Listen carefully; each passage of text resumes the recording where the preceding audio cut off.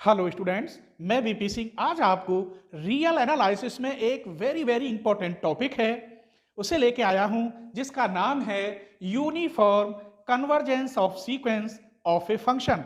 तो इसमें सीक्वेंस ही यूज होगी।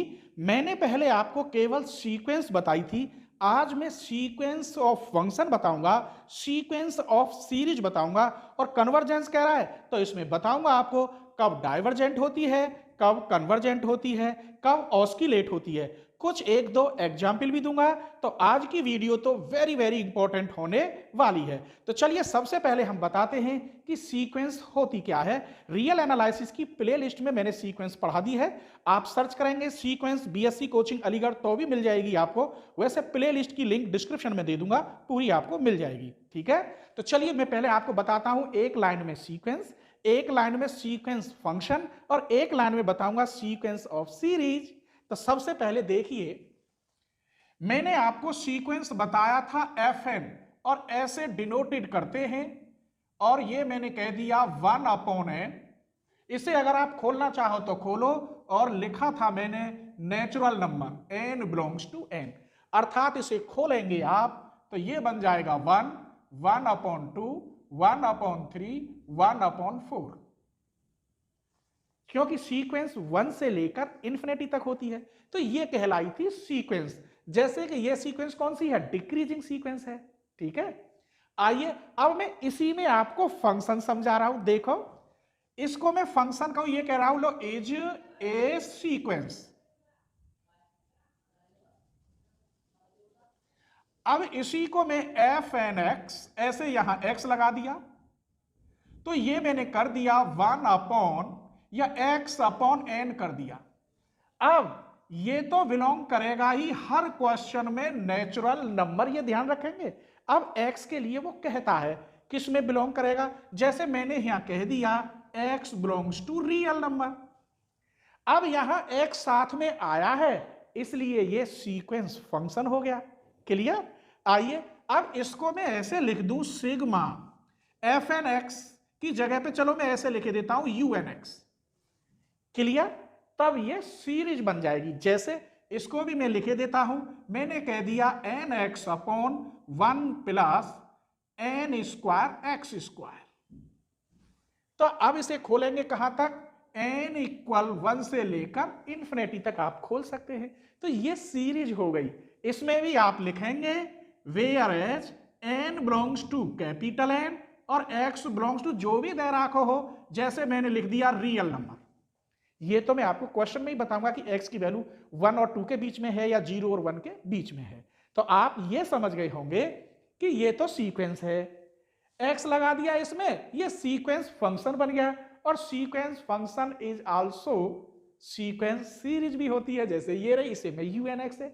अब इसमें बात आती है कन्वर्जेंस की। तो ये तो हम पढ़ा चुके हैं, ये नहीं लेंगे, हम ये लेंगे और ये।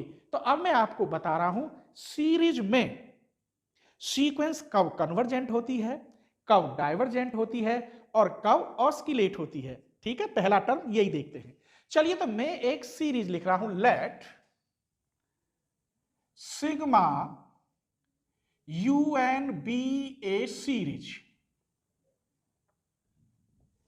अब ये यूएन, इसका मतलब है आई बराबर 1 से लेकर एन तक, तभी तो यूएन आएगा। इसको मैं लिख सकता हूं लेट, ये मैंने लिख ली सिग्मा आई बराबर 1 से लेकर एन यू आई, आप रखेंगे लास्ट में तो यहां क्या आ जाएगा, एन। ठीक, यही सीरीज है 1 2 3 सीरीज बनेगी। उस सीरीज को मैं डिनोटेड कर रहा हूं एस एन से। क्लियर? मैंने इसको डिनोटेड कर लिया एस एन थे। जब सीरीज है और लिमिट कहां है, 1 से लेकर इंफिनिटी, तो लास्ट में क्या इंफिनिटी ही तो रखोगे। अगर मैं इसमें लिमिट रख देता हूं, इसमें n टेंस टू इंफिनिटी, मान लीजिए आंसर आ जाता है s। सीक्वेंस में मैंने यहां l लिखा था तो ये आंसर Sn का नहीं, इसका भी बोला जाएगा, क्योंकि Sn बराबर ये मैं डिनोटेड कर लिया है। तब सीरीज कन्वर्जेंट कब होगी, डाइवर्जेंट कब होगी और ऑस्किलेट कब होगी, देखिए। द सीरीज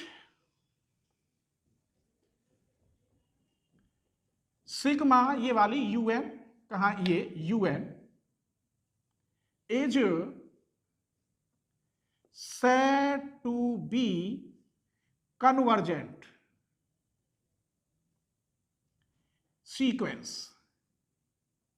if ये जो आंसर आया है S इज फाइनाइट, कब होगी कन्वर्जेंट?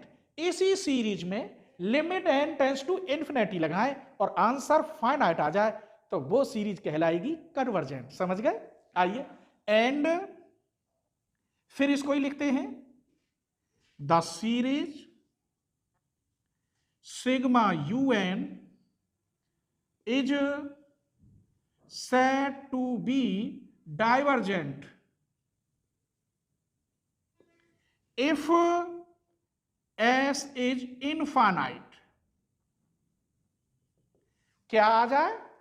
इनफाइनाइट आ जाए। तो हमने अभी तक क्या सीखा कि इस सीरीज में, इसमें रख लो चाहे इसमें, इसको मैंने डिनोटेड कर दिया है एस एन से, एस मीन सीक्वेंस। लिमिट रखने पर अगर एस की वैल्यू फाइनाइट होती है, जिसमें जीरो भी है, अगर फाइनाइट होती है तो वो कन्वर्जेंट होगा। यदि इन्फिनिटी आती है, चाहे माइनस इन्फिनिटी आ जाए चाहे प्लस इन्फिनिटी आ जाए, तो वो डाइवर्जेंट। अब ऑस्किलेटरी कब होगी ये और देखिए, and the series sigma un is said to be oscillatory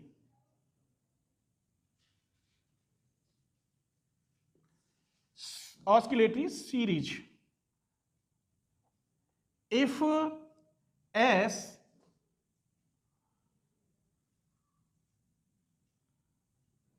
oscillate हो between two finite quantity।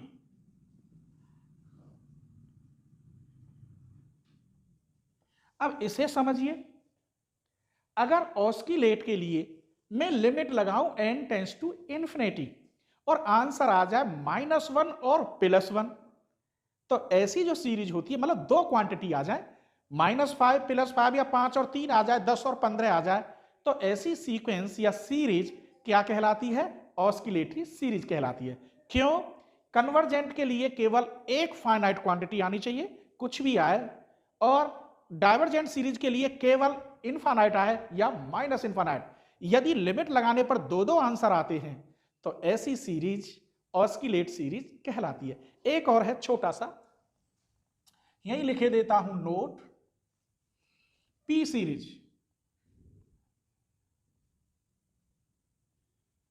Test the series sigma 1/n की power p is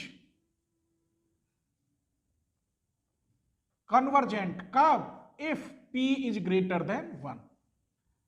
sigma 1/n की power p is divergent if p is less than and equal 1 हो। तो चलिए अब हम आपको नए नए टॉपिक के साथ लेके चलते हैं, ठीक है? चलिए, तो अब मैं बताता हूं आपको एब्सोल्यूटली कन्वर्जेंट और एब्सोल्यूटली नॉन कन्वर्जेंट सीक्वेंस कब होती है, ठीक है? चलिए, तो absolutely convergent,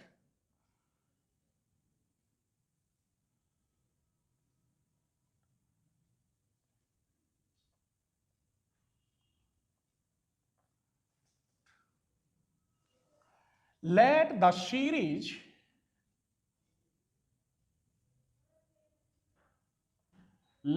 series sigma un is said to be absolutely convergent if, क्या शर्त है? सिग्मा मॉड के अंदर un इज कन्वर्जेंट। अब यहां समझ लीजिए, कोई सीरीज दे रखी हो, नए जैसे -1 की पावर n आ जाए तो वहां +-1 होंगे, लेकिन अगर उसे मॉड में रख देंगे और फिर उसमें लिमिट लगाएंगे n टेंस टू इन्फिनिटी, अगर वो कन्वर्जेंट है मॉड के अंदर, तो सीरीज जो होगी वो किसकी कहलाएगी? फिर एब्सोल्यूटली कन्वर्जेंट की। ऐसे ही अगर ये डाइवर्जेंट हो और ये कन्वर्जेंट हो और मॉड में रखने पर क्या आ जाए, डाइवर्जेंट, तो वो नॉन एब्सोल्यूटली कन्वर्जेंट। ये लाइन भी लिख रहा हूं, the series sigma un is said to be non absolutely convergent if, क्या शर्त है, सिग्मा un इज कन्वर्जेंट हो, ये डाइवर्जेंट, नॉन एब्सोल्यूटली कन्वर्जेंट सही है, un is convergent but sigma के अंदर mod un is divergent. Clear, समझ में आ गई? ये तो कन्वर्जेंट हो लेकिन मॉड के अंदर निकाले तो वो डाइवर्जेंट हो, तब ऐसी सीरीज कहलाती है नॉन एब्सोल्यूटली कन्वर्जेंट। क्लियर? अब मैं आपको बताता हूं convergence of sequence of function. Function के लिए, सीरीज के लिए तो बता दी, फंक्शन के लिए हम कोची के अकॉर्डिंग अप्लाई करेंगे। कैसे, वो देखिए। Let f N x be a sequence of function define on a set X, then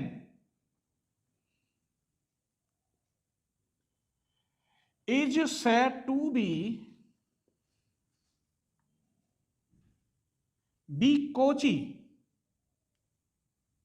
sequence if given epsilon positive there exist m n positive या यहाँ एन नॉट। ये एन नॉट होता है क्योंकि इससे जो वैल्यू होंगी एम एन की वो बड़ी होंगी या बराबर, जीरो के बराबर या जीरो से बड़ी। This implies f N x minus f m x is less than epsilon. Epsilon की वैल्यू जीरो के लगभग होती है, नेगेटिव में नहीं होती, जीरो से बड़ी या जीरो के लगभग, लेकिन नेगेटिव में नहीं होती। मैंने ये कई बार आपको एप्सिलॉन और डेल में रिलेशन कई बार बताया है। इसकी न्यूनतम वैल्यू होती है और कोची सीक्वेंस मैंने आपको बड़े प्यार से समझाया था। बस यहां x लगा दिया है तो मैंने ये फंक्शन बना दिया है। आइए इसमें एक लाइन और लिखते हैं, इंपॉर्टेंट, ठीक है? इधर ही लिखते हैं, यहां दिखाई दे रहा होगा, note the sequence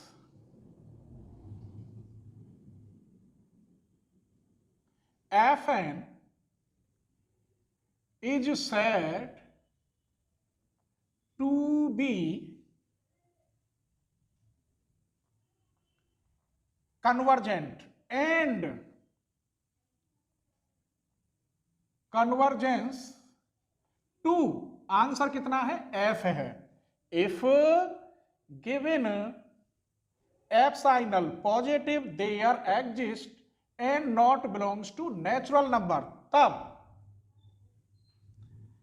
fn x minus fx is less than epsilon।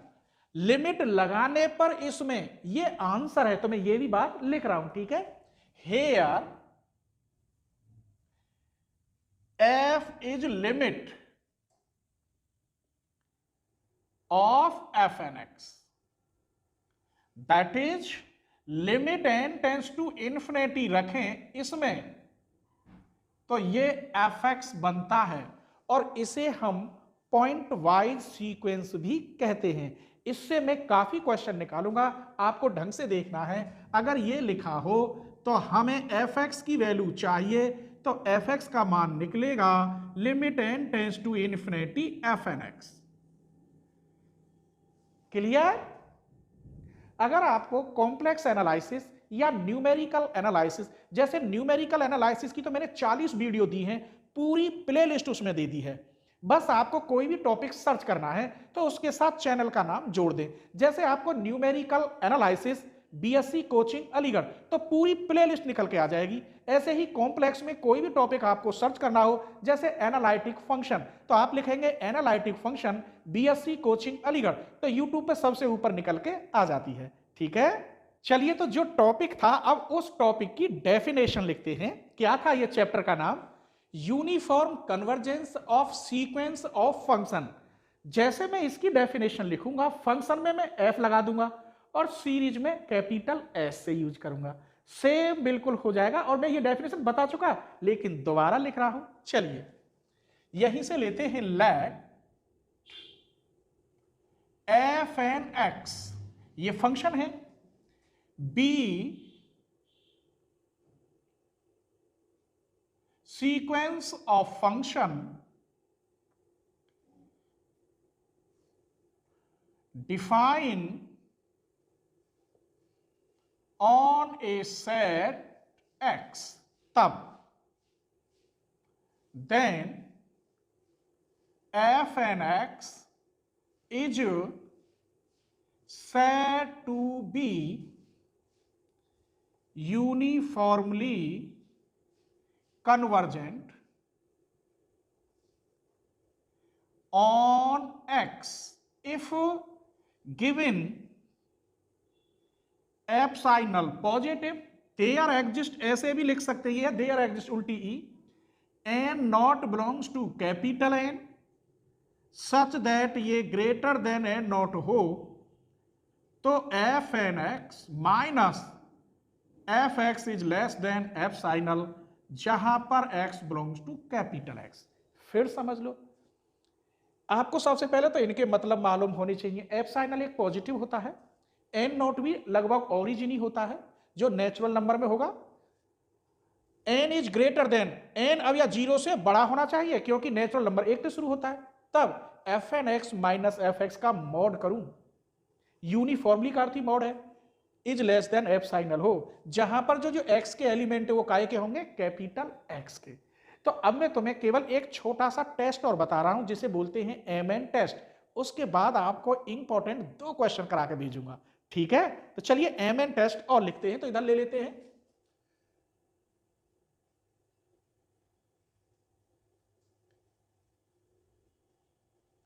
MN test की डेफिनेशन देखिए, let f N x be a sequence of function defined on a set X and limit n tends to infinity रखूं F N x में, तो वो answer बनता है F x का, जहां पर x belongs to capital x. ये मैंने अभी बताया था पॉइंट वाइज सीक्वेंस में। तब एम एन इक्वल टू होता है supremum f N x minus F x. यहां से हम सॉल्व करेंगे, अब ये ध्यान रखना, इसी पे क्वेश्चन होंगे। एफ एक्स की वैल्यू यहां से मिलेगी और ये क्वेश्चन में दे रखा होगा। अगर आपको एम एन टेस्ट से निकालना हो, किससे, एम एन टेस्ट से, तो आपको इस डेफिनेशन में वो रखना होगा, such that x belongs to capital X, then f and x is uniformly convergent and convergence to f, that is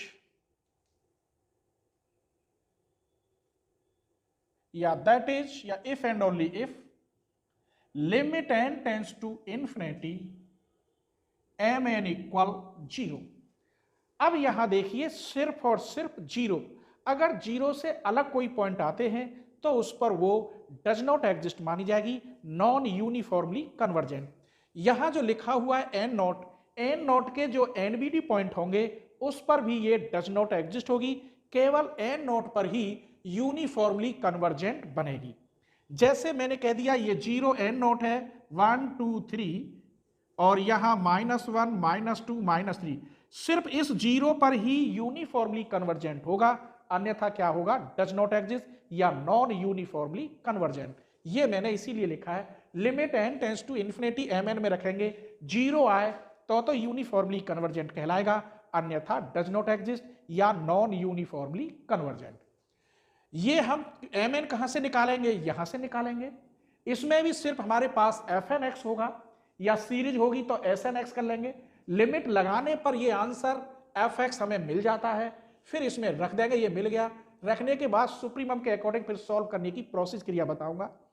अगर हाँ इसमें ये मैं भूल गया था, सीक्वेंस ऑफ फंक्शन अगर यहां सीरीज लिखा होता तो कुछ भी नहीं है, या इसको ही केवल यहां ऐसे लिखेंगे, snx minus sx is less than epsilon, जहां x belongs to capital X।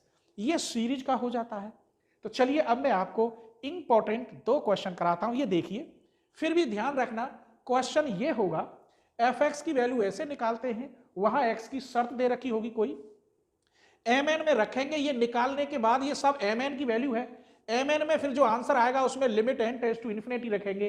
अगर जीरो आ जाए तो यूनिफॉर्मली कन्वर्जेंट, अन्यथा नॉन यूनिफॉर्मली कन्वर्जेंट। ठीक है, चलिए तो मैंने एक क्वेश्चन लिख लिया है। ये क्वेश्चन है टेस्ट द यूनिफॉर्म कन्वर्जेंस। मुझे टेस्ट करना है कि ये कन्वर्जेंट है या नहीं। Convergence of the following sequence of the function. तो ये फंक्शन को मैं fn मान सकता हूं, तो इसे मैं कह सकता हूं fnx से, इसीलिए मैंने मान लिया let fnx equal to nx upon 1 plus n square x square. सबसे पहले मुझे क्या निकालना होगा, fx।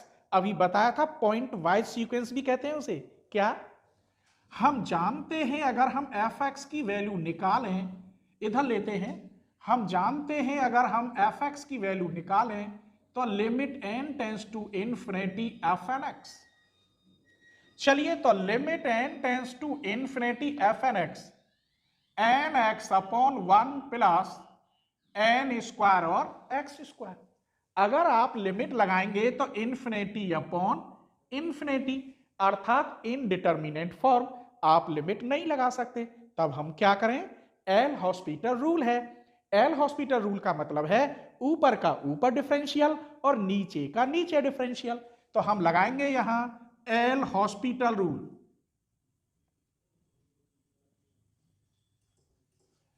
Limit n tends to infinity. अब यहां जो x वाला टर्म है वो कांस्टेंट है, क्योंकि लिमिट किस में है, n में, तो वेरिएबल n है। तो n का डिफरेंशियल 1, ऊपर बचा x, इसका 0, n स्क्वायर का हो गया 2n और बचा यहां x स्क्वायर।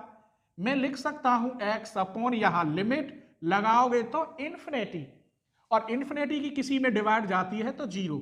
इसका मतलब हमें fx की वैल्यू मिल गई 0। हम आपको mn टेस्ट द्वारा प्रूफ करके दिखाएंगे कि ये कन्वर्जेंट है या डाइवर्जेंट या नॉन यूनिफॉर्मली कन्वर्जेंट। तो हमें fx की वैल्यू मिल गई। आइए अब हम क्या जानते हैं, वी हैव mn टेस्ट। तो mn इक्वल क्या होता है, supremum fnx minus fx। Value रख दीजिए, सुप्रीमम ऑफ fnx की वैल्यू ये रही nx upon 1 plus n square x square, fx की वैल्यू 0, अर्थात supremum of nx upon 1 plus n square x square. इसे मैं कह सकता हूं सुप्रीमम ऑफ y। वेयर, यहां अब ले लीजिए, वेयर y इक्वल टू हुआ nx upon 1 plus n square x square. जब यहां सुप्रीमम लिखा हुआ है तो मुझे dy अपॉन dx करना होगा, फिर मैक्सिमम और मिनिमम के लिए उसे 0 के बराबर रखना होगा। अभी यहीं तक देखिए, तो निकालिए dy upon dx, 1 plus n square x square का होल स्क्वायर, नीचे की multiply n square x square, ऊपर का differential n, minus N x की मल्टीप्लाई नीचे का डिफरेंशियल एन स्क्वायर और ये हो गया 2x। आप ये मत सोचना कि यहां तो n के अकॉर्डिंग किया है क्योंकि लिमिट n में है, x constant.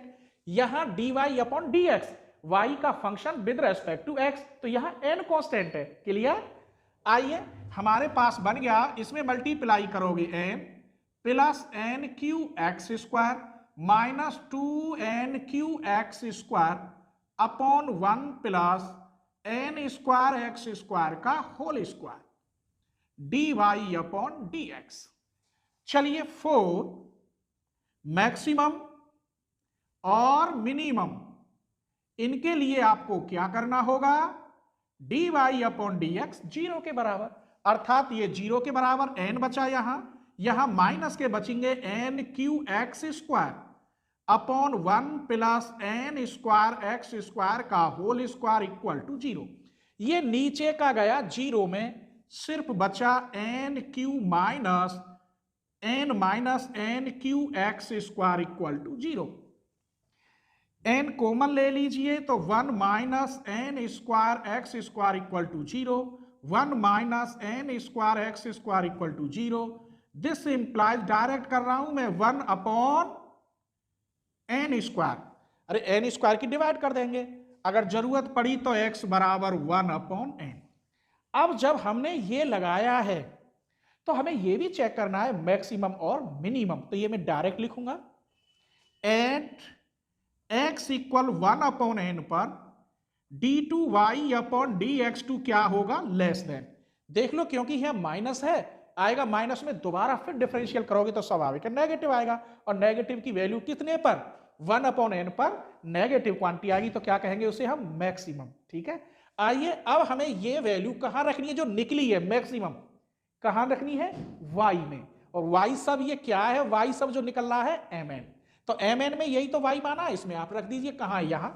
Therefore y equal nx upon 1 plus N square x square, x की जगह पर 1 अपॉन एन, यहां देखो एन स्क्वायर एक्स की जगह पर 1 अपॉन एन स्क्वायर, ये कट गया, ये कट गया, कितना आया? 1 अपॉन 2। क्लियर?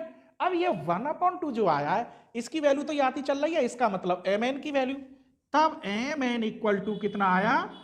अगर मैं इसमें लिमिट रखूं n टेंस टू इन्फिनिटी तो कितना आ गया? अर्थात 0 नहीं आया। ये किसी एनवीडी पॉइंट पे नहीं, सिर्फ और सिर्फ ओरिजिन पर, तो इसीलिए हम कहेंगे therefore fnx is not uniformly convergent.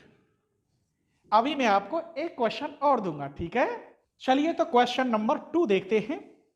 ये दे रखी है केवल fnx की वैल्यू, x रियल नंबर है और n यहां नेचुरल नंबर है, बस। तो हमें सबसे पहले ये देखना है कि fnx इक्वल आखिर क्या है? x upon 1 plus n x square. सबसे पहले आपको किसकी जरूरत पड़ेगी mn टेस्ट में? fx की। fx कैसे निकालते हैं? देखिए, हमें एक वीडियो बनाने में काफी मेहनत करनी पड़ती है कि हम कितनी अच्छी मेहनत करें कि जो आपको अच्छे से अच्छा लगे, एकदम बेस्ट देना चाहते हैं हम अपना।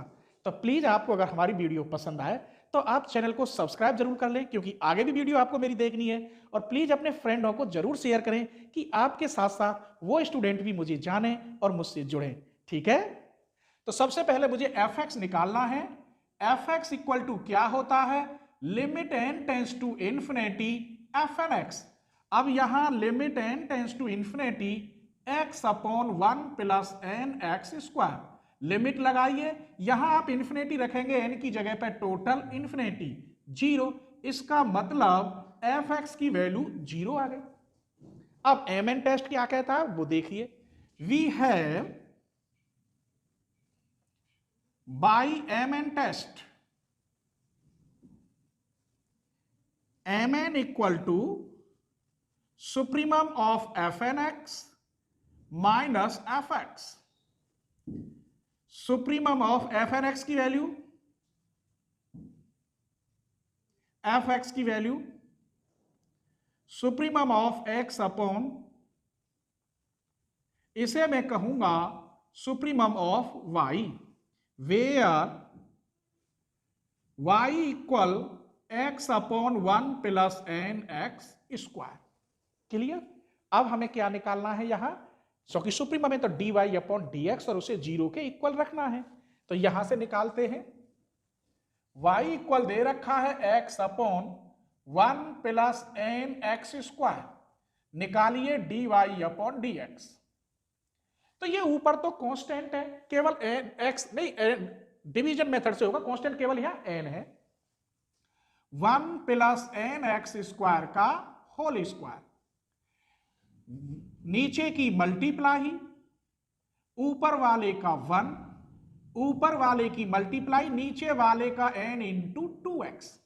अब आप लिख लेंगे, अभी क्वेश्चन में लिखा था dy अपॉन dx किसके बराबर रखते हैं, क्यों, मैक्सिमम और मिनिमम के लिए। तो ये तो चला जाएगा जीरो में, यहां क्या बचा, एन एक्स स्क्वायर माइनस के 2n X square equal to 0, 1 minus N x square equal to 0। तो यहां से बचा 1 equal to N x square, अर्थात X square equal to 1 upon N या x equal to 1 upon under root N. ये value maximum आएगी, ठीक है, जैसे पहले मैंने लिखा था, लिखे देता हूं, and d square y upon d x square आप निकालो, क्योंकि यह माइनस का बचेगा, तो लेस देन 0 आएगा कब, जब x बराबर रखोगे 1 अपॉन अंडर रूट एन, अर्थात मैक्सिमम। आइए तो मैक्सिमम वैल्यू अब यहां देखते हैं, x upon 1 plus n x square, x की वैल्यू ये रही 1 upon under root n, 1 plus n x square की वैल्यू यहां से निकालोगे तो क्या आएगी, 1 अपॉन एन, ये तो कट गया, 1 अपॉन 1 और 1 2 और अंडर रूट एन ये आ गया। अब ये वैल्यू जो निकल रही है mn की ही निकल रही है। चलिए तो हमें क्या मिला, mn equal 1 upon 2 under root n, limit n tends to infinity, यहां इन्फिनिटी रखोगे तो टोटल इन्फिनिटी, 1 अपॉन इन्फिनिटी का मतलब 0, और जब 0 आए तो होगा uniformly convergent. Therefore fnx is uniformly convergent. तो क्लियर हो गया।